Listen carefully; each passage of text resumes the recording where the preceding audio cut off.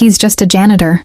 My dad scoffed, and the words hadn't even settled before the room decided who I was. The laughter came fast, sharp, comfortable.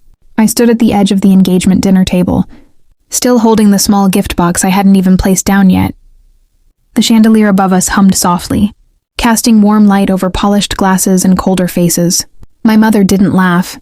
She just shook her head, the kind of quiet disappointment that cuts deeper than noise. I noticed everything in that moment, my sister avoiding my eyes, her fiancé smiling politely, unaware of the script he'd walked into. My father leaning back like he'd just delivered a verdict, not an insult. Facilities, right? Someone added. Same thing. I nodded once. Calm, measured. I'd learned a long time ago that correction isn't always power. Silence can be. Then my sister's fiancé stood, extended his hand, and as he pulled out his phone to confirm something, his expression changed, color drained, his grip tightened. He looked at me again. Longer this time. Hey, he said carefully, voice no longer casual. Boss, I'm the kind of person my family never quite learned how to look at properly. To them, I was always the quiet one, the one who didn't argue back, the one who didn't fit into their idea of success. My father built his respect around titles, engineers, managers, businessmen, and anything outside that list was something he dismissed without curiosity. My mother followed his lead in softer ways, like a shadow that never questioned the shape it was cast by. My sister was the pride of the house. Her achievements were narrated at family gatherings like milestones of the entire bloodline. Mine were mentioned briefly, if at all, usually followed by a pause that suggested something was missing. People outside the family weren't much different. If I spoke less, they assumed I knew less. If I stayed quiet, they assumed I had nothing to say. What none of them noticed was that I learned early how to observe instead of compete. I learned systems, patterns, hierarchies, the invisible structures that actually hold everything together while others focused on appearances. So when I took a job that didn't impress anyone, I didn't correct them. I didn't explain. I simply let them believe whatever made them comfortable. Being underestimated is its own kind of preparation. It wasn't one moment that taught me my place in their eyes. It was a collection of small ones, repeated until they became normal. At family dinners, conversations would glide over me like I wasn't seated there. When I spoke, my father often responded with a half smile that never reached his eyes, as if indulging a child who didn't yet understand the world.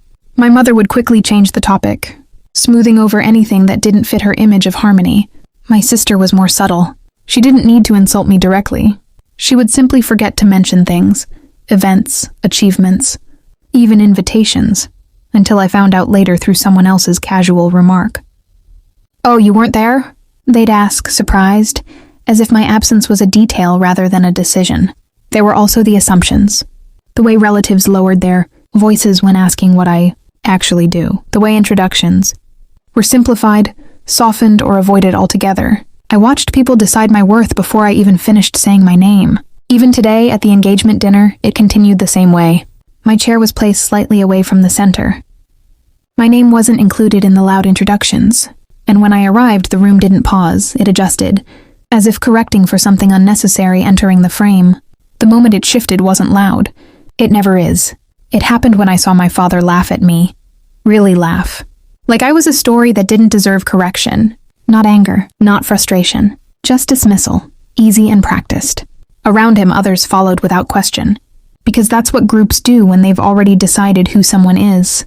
I remember looking down at the engagement table, at the crystal glasses, the polished silver, the careful arrangement of everything meant to look important. And I realized something simple. I had spent years trying to be understood in rooms that were never willing to look twice. So I stopped trying, not out of bitterness, out of clarity. The turning point wasn't when I decided to prove them wrong. It was when I decided I no longer needed their version of me to exist at all. That's when the work I had quietly built, years of systems, decisions, and responsibility that never carried my name in their conversations, became irrelevant to how they saw me, but not to what it actually was. And tonight, at this table, that invisible structure was already in the room with us. They just hadn't realized it yet. I never planned revenge the way people imagine it. No anger, no late-night spirals, no need for spectacle. It was quieter than that, more procedural. Over the years, I had built relationships in places my family never thought to look. Operations teams, contractors, compliance officers, and executives who didn't care about titles, only results.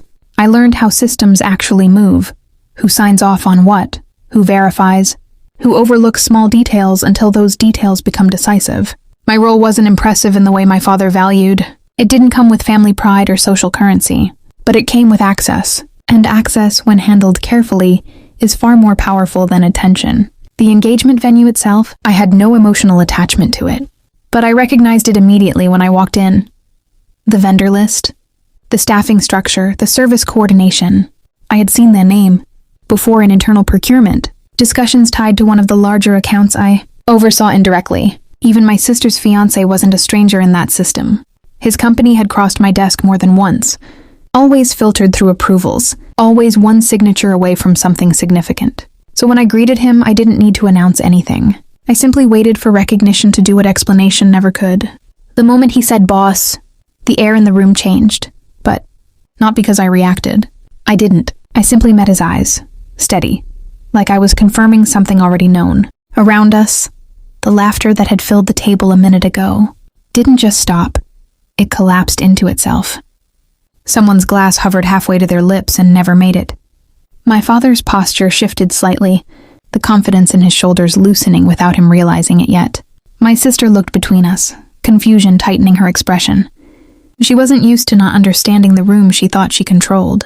My father finally spoke, forced and uncertain. Boss, what is he talking about? The fiancé didn't answer him immediately. His attention stayed on me, as if trying to reconcile the version of me in front, of him with the one in his professional memory. Then carefully he lowered his phone. I didn't know you were attending this, he said quietly. Not to them, to me. That was enough. No announcement. No confrontation.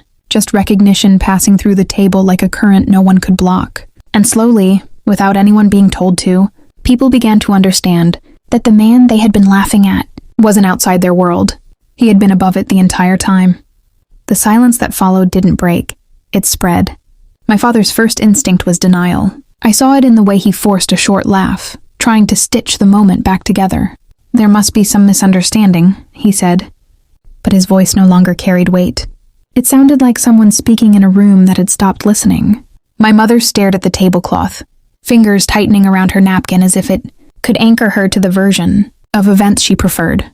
My sister looked at me now, not as a background figure, but as something she had misread her entire life. Around the table, conversations didn't resume. They dissolved.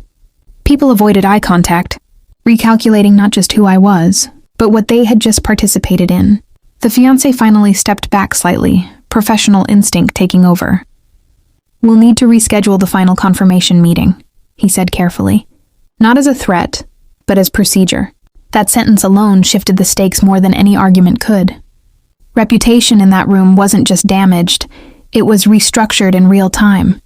And what made it heavier wasn't punishment, it was realization. Because the audience wasn't just watching a family dinner collapse, they were watching how quickly respect disappears when it was never built on understanding. In the first place, we didn't stay long after that. There was no dramatic exit, no final argument worth remembering, just the slow, awkward dispersal of a dinner that could no longer pretend to be normal. Chairs scraped softly. Conversations became whispers. My father tried once more to reclaim authority in the parking lot, but even he seemed unsure of who he was speaking to anymore. I didn't respond to any of it, not because I was above it, but because I no longer needed to be inside it.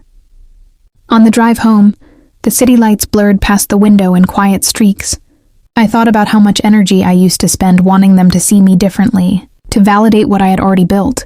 Tonight didn't give me satisfaction in the way people expect revenge to feel. It gave me something calmer, finality. The days that followed would bring calls, adjustments, careful conversations dressed as curiosity. Some would try to repair relationships. Others would try to rewrite history. I would let them. I had no interest in forcing understanding where none existed before. What changed wasn't their perception of me. It was my need for it. And for the first time, I realized silence wasn't what I endured. It was what I chose.